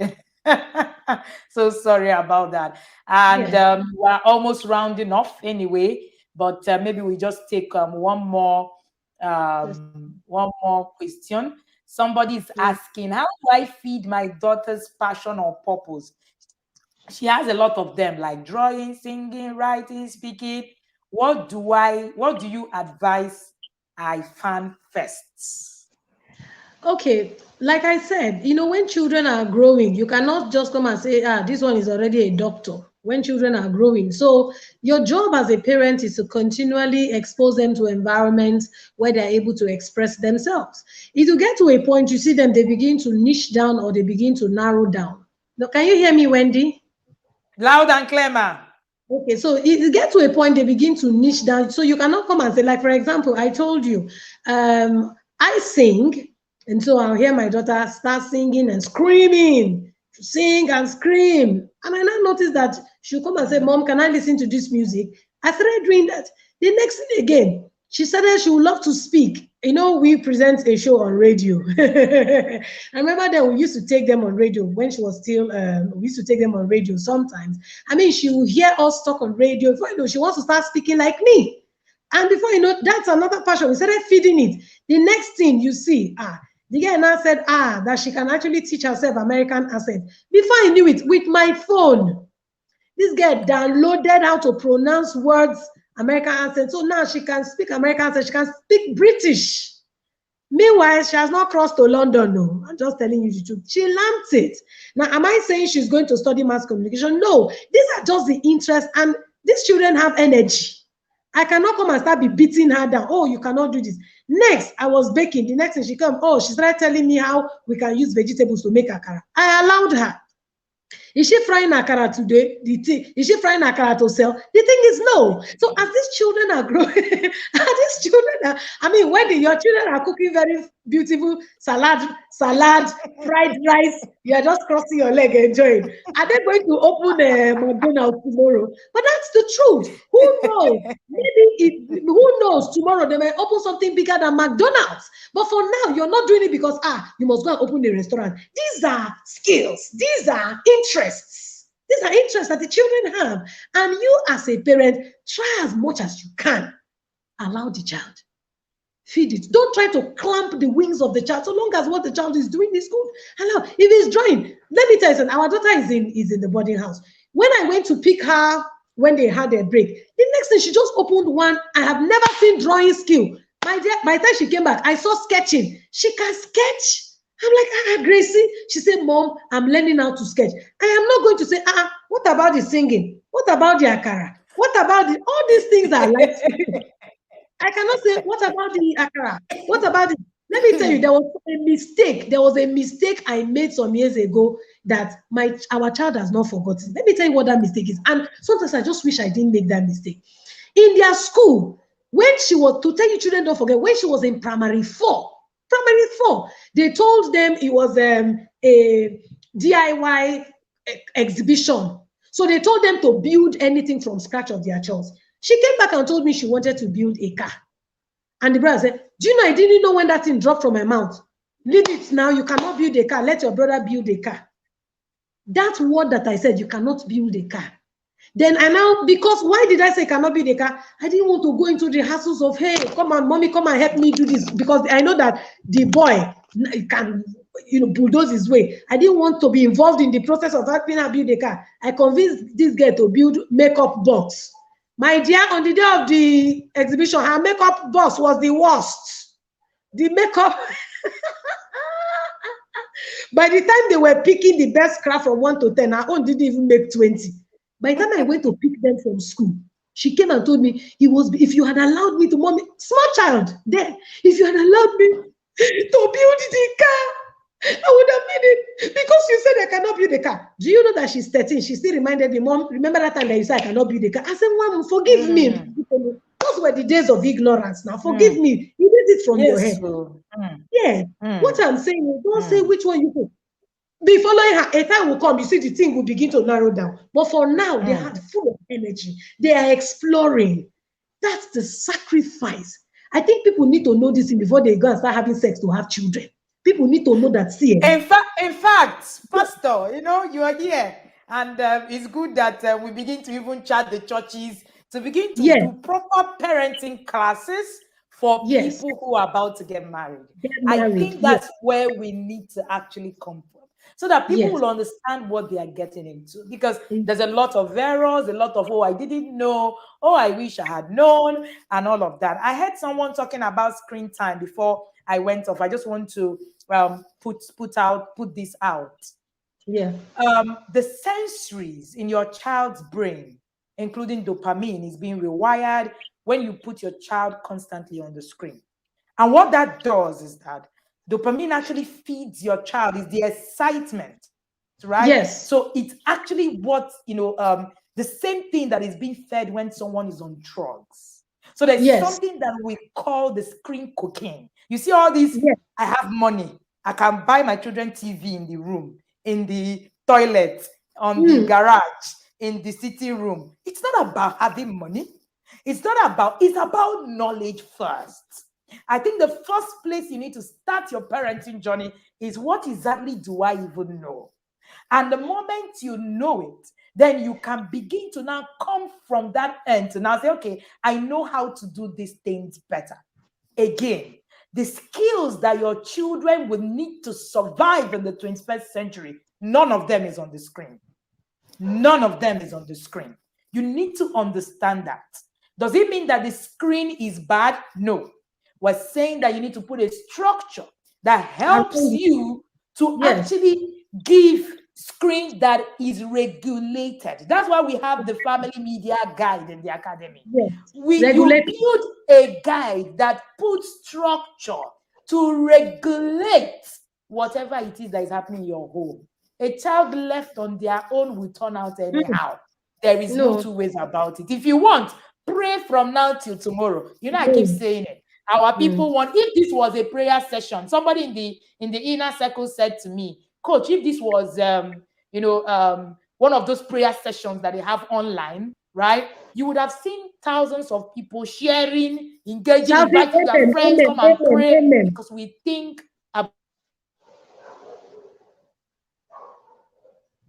we think about miracles more than we think about the things that we need to do ourselves.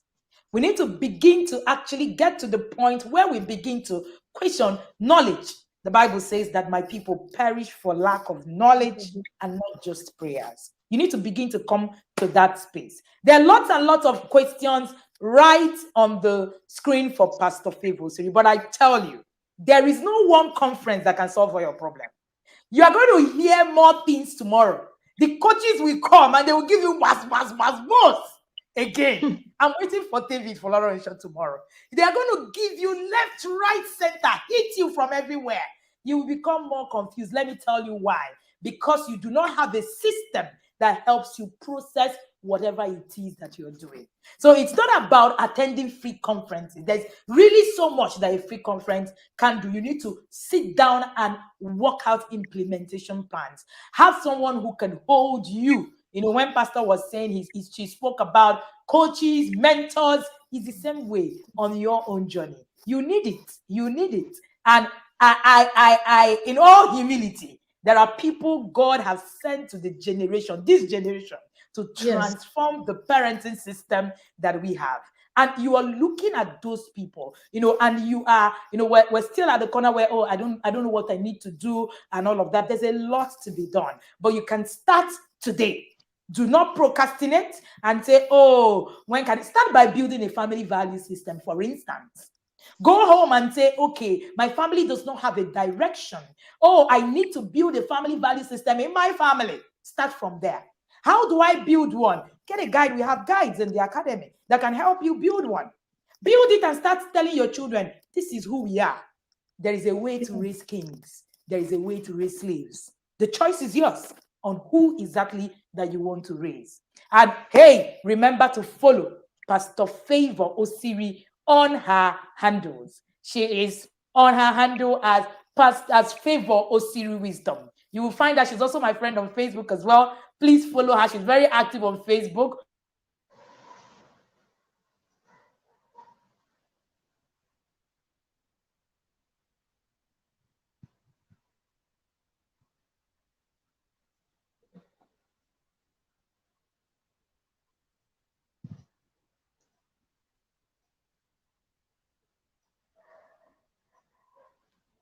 Oh, network.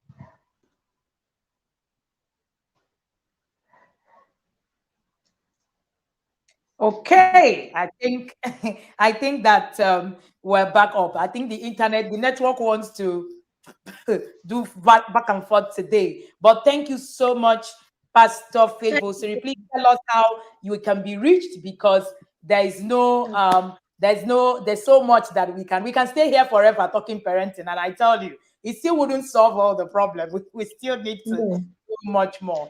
Please, how can you be reached, ma'am? Okay, thank you so much. So you can actually follow me on Instagram at favor_Osiri. Just at favor_Osiri. You follow me on Instagram. Then my Facebook page is actually full. My Facebook account is actually full, but you can like my page, Favor Osiri. But mostly follow me on Instagram at favor_Osiri. And Wendy, I want to say a very big thank you to you. You're doing an amazing work. You're one of the voices that God has sent in our generation. So like Wendy said, if you are in the Intentional Prayers Academy, take a step further into the inner circle. There's a reason why they call it inner. You have to go inner. You have to go inner so that you can actually, get more resources and be held by the hand to deliver the assignment that God has called you to do. So I want to say, don't leave this place tonight and thinking you are a failure. You can still do something. The best time to start was yesterday, but the next best time to start is today. So now, with all the things that you are learning, like she said, implementation is key. You want to settle down and say, okay, I want to register for the upcoming, next year's Inner Circle mentoring group. You join it. But meanwhile, in this academy, whatever it is that is coming from Wendy, take it. All these people say, what works for me? What works for you may not be working nada. What works for me may not be working nada. People tell me, Pastor, what works for me? I said, see, you see the time that you said you don't have for your children. A time will come, you will pay attorneys. You will come out. You will come out. You will work. You will leave share and come out. But we don't want to get to that level. So start now. Like I said, you wake up one day, your children are already 12 years old. Yes. You wake up one day, they're already going to secondary school. You wake up one day, university. Once they go to the university, they are gone. They are gone. They are gone. Thank you so much. God bless each and every one of us.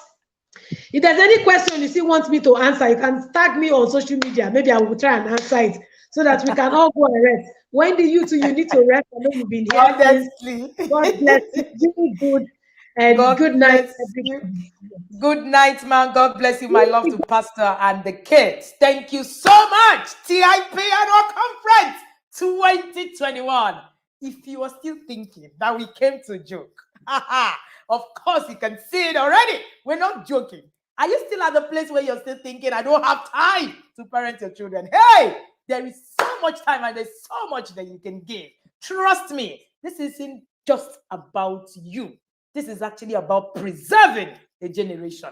You want to be here tomorrow? We take off again at 4, where we're going to be having David Folorenshaw. But let me tell you something. You know, I said earlier that parenting is seed time and harvest. Everything that Pastor Favosri has shared here is about what she has planted, nothing more. You reap what you sow. If you got value from this session, just know that this is just a part of it. All right. So you want to actually begin your journey, set out, come into the inner circle in 2022. Trust me, I'm the one telling you that you would feel, yes, the parents in the inner circle are hearing this, you know, with plenty fire coming on them, but they know that there's a process. That coach is here. We're going to break it down for them eventually, and then be able to also put it. The people, you know, that have gone far ahead also understand that this isn't just about, you know, just coming to here and all of that. We do implementation. If you want to implement, what you need to do is actually to do the work. It's about the investment that you invest now. That's what is going to be the result of that event. Forget all this social media wokeness. There are people raising kings. Forget, there are people raising outliners. Are you ready to raise outliners? If you're ready to raise outliners, take action. Take action. All right. If you're asking me how you want to join the inner circle, the details are right on my screen. All you need to do is to look at my screen, take the details, send us that chat, and take action today. My name is Wendy Ologe, and I'm the Chief Servant of the Intentional Parent Academy. I love you all. Thank you for being here. It's been an awesome Sunday. This ended with a bang. If you didn't follow, please catch replay on our YouTube channel. And hey, join us tomorrow again. There is no day. Can you see that the tempo is rising every day? And the game is changing every day as we keep moving. If you got value from this session, all you need to do is please like our page, like this, and follow the speakers as well. Follow us on Instagram, where we share all the details and all the things that happen right on Instagram. And also remember to share with someone that something is happening here. If you're keeping this to yourself, then there's something about what you're doing that is selfish. I saw today a heartwarming, amazing video of parents, about 10 of them, seated in their sitting room, viewing TIP annual conference live. Oh, Lord Jesus. That was when I knew that we have been set out for fire. Thank you again for being here. Thank you so much, Christian Uche. And a shout out to all the others. You guys know how we do it. You know, as we're talking about family value, family, mission, and the others were, doing some kind of, we know that. Oh, yeah, we know that there is a way to raise kings. The choice is yours. Thank you again, and see you tomorrow. It's been amazing being your host this evening. Thank you to all our moderators, all the coaches in our line, all the TIP coaches. Shout out to you guys. To my team that have made it possible for us to even stream, thank you so much for all you do. For not sleeping, I see you guys. Thank you so much for doing purpose with me. I do not take it for granted. See you again tomorrow as we close, and then we listen to this video again by the testimonial by a parent in the inner circle, aka the Yadas. Hi, my name is Omolola Okewu. I'm a medical practitioner, but also an intentional parent. So I'm here to talk about the TIP inner circle. Wow. The TIP inner circle has transformed my parenting journey 360 degree around for good. Talking about the TIP inner circle, I can't really remember how I met Wendy Ologe, but what I remember is around 2019, 2020, I just had this burden on my heart, to do better on my parenting journey. I knew that I needed to put in more structures and all that, but I somehow didn't have the steps. So I remember praying and seeking God, with that burden. And one thing I want to say is that when you pray, what does prayer do? Prayer creates path, and steps. So prayer is not vague. No. Prayer translates into steps that you can follow through. So somehow I came across the TIP Academy on Facebook, started following Wendy, got her resources, her books. And when she mentioned about the TIP Inner Circle, I knew, I didn't even think about it, that I needed to be there. So I just jumped in right away. And trust me, it's transformed my parenting journey. I've learned so many things. I will mention some of them. Number one is that parenting is about me. Parenting is not about my child. That was a huge wake-up call for me. Also, to stop parenting from a place of ego. Like we always say in the inner circle, you put on your humility gown. What do I mean by that? For example, you're outside, your child is throwing a tantrum. Somehow you want to look like a parent that is in control and discipline. So when you feel like you shout and all that, people would think that you're actually in control. That is actually wrong. Stop parenting from a place of ego. If something is happening to your child, you sit back and examine what is happening to my child. Because every challenge your child is going through, or anything your child has not mastered, is your project.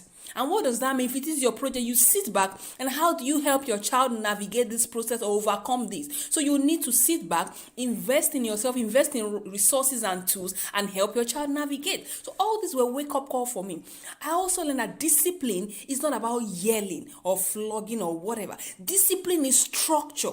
So if your child, it does something wrong, instead of first of all jumping to shout or yell or flog, first of all ask yourself, have you taught your child? Have you trained your child? That you have said it once or twice or have told them, that doesn't mean that I have actually taught my child or my child has learned that thing. So any challenge my child has, or I feel they have, because sometimes the children are not the ones that even have a problem.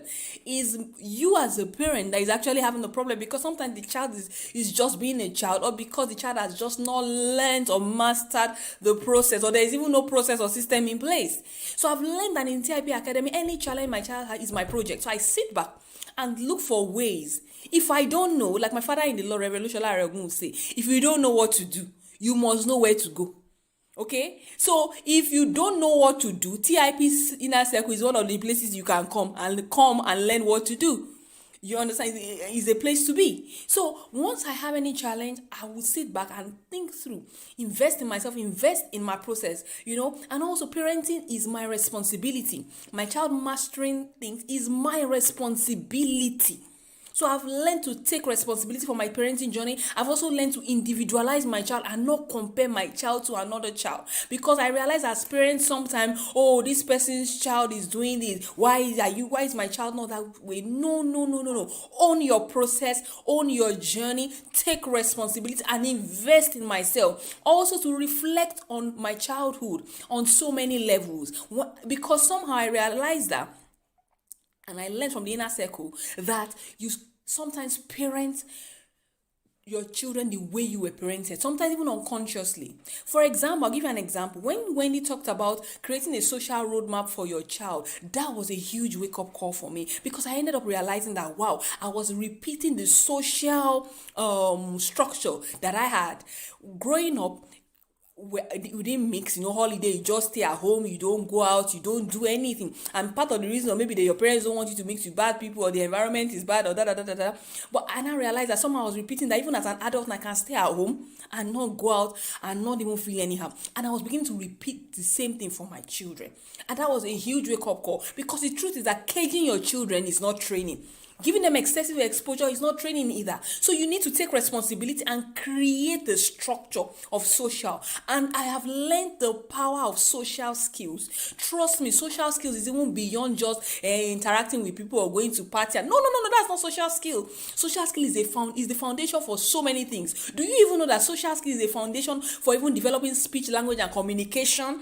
I've learned all this from the inner circle. So I had to sit back, even book a session when I create a social roadmap, and be determined not to raise my children the way I was raised. Also not to raise my children just from the place of experience. No, but to parent from a place, first of all, of knowledge. And how do you do that? You acquire knowledge. You invest in yourself. You invest in your process and create a system and a structure to help your children navigate. So I've learned so much from the TIP inner circle. And I want to appreciate Wendy. I want to appreciate her and her team for creating such a platform and such a a community to help parents transform their parenting journey for good. And if you're thinking that you want a difference in your parenting journey, trust me, TIP Inner Circle is the place to be. But note, let me tell you, it's not a place of tips and acts. It's not a place where you want to come and dump your child or dump your problem. No, it's a place where you're ready to take responsibility, where you're ready to be accountable, where you're ready to do the work on yourself, first of all, before your child. But trust me, it's going to be worth every bit of it, both financial, emotional, because trust me, it's a boot camp. And Coach Wendy is the Sergeant Major. But it's a place where, trust me, your parenting journey will not be the same again. You will learn how to put structures, how to be responsible, how to take account, how to be accountable, how to take responsibility for your parenting journey, and how to help your children navigate different challenges. Because we have different challenges, but there is a system, there's a process. Am I where I want to be? No, but I'm definitely not where I used to be, because it's a journey, and I'm very grateful for how far God has brought us and where He's taking us to. So thank you, Wendy, once again. Thank you to the TIP team. Thank you to the TIP Inner Circle parents, we the Yadas, thank you everyone, because it's really a community where we support each other and we help each other to be the best that God will have us be for our parents. So thank you everyone, and if you are thinking of joining, reach out to Wendy, reach out to our team, and you'll be glad you did. Thank you.